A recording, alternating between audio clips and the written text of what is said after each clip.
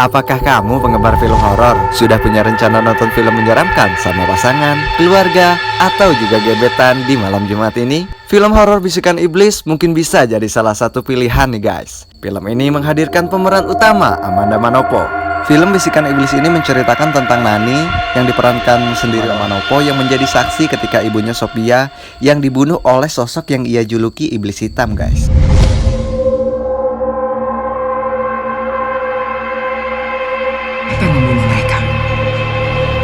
Iblis. Ia melihat kejadian itu setelah mendengar suara aneh, namun tidak ada orang yang mempercayai cerita Nani. Kematian ibunya itu masih menyisakan trauma yang mendalam bagi Nani. 8 tahun kemudian, Nani ingin sekolah di tempat sama dengan ibunya, asrama Early. Setelah melalui berbagai perdebatan nih sama si bapaknya Franz, akhirnya ia diizinkan untuk menempuh pendidikan sekolah di asrama tersebut. Menurut kabar, dia meninggal diracun oleh Sophia, ibumu.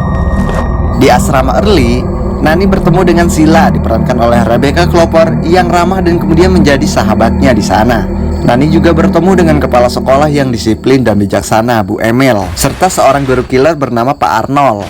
Kehidupan Nani di asrama itu tidak selalu menyenangkan, karena dirinya selalu senantiasa berhadapan dengan gangguan dari Hilda dan Violet. Tak hanya itu, Nani juga harus kembali mendengar suara yang ia sebut sebagai bisikan iblis dan melihat lagi sosok iblis hitam yang senantiasa memberikan teror pada dirinya. Ketegangan yang dialami Nani di asrama sedikit terobati dengan kedatangan murid baru bernama Guy, diperankan oleh Joe Jackson, yang kemudian menjadi teman sekamarnya bersama dengan Sila dan Guy.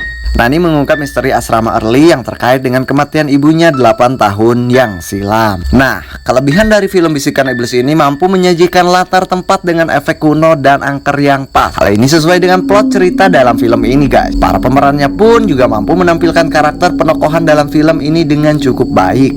Walaupun kebanyakan pendatang baru, efek suara yang mengiringi film ini cukup pas. Namun, film ini juga memiliki kelemahan guys jika dilihat dari plot dan ceritanya. Film ini kebanyakan berlatar di sekolah dan asrama. Sayangnya, horor sekolah ini kurang begitu dikembangkan dengan baik. Plot cerita tentang misterinya pun kurang dibangun dengan kisah yang menarik dan mudah sekali ditebak sehingga kesan horornya di dalam kurang terasa. Hal ini bisa terlihat dari kurangnya kisah misteri yang disajikan dalam film ini. Film ini terlalu mengenalkan lompatan-lompatan kejutan dengan efek korban yang ditarik ke sana kemari oleh sang iblis. Dari kesemuanya itu tidak terlalu menakutkan dan hanya mampu mengagetkan saja. Sebagai sebuah film horor, film ini terkesan sedikit membosankan, apalagi sosok hantunya terlalu sering muncul.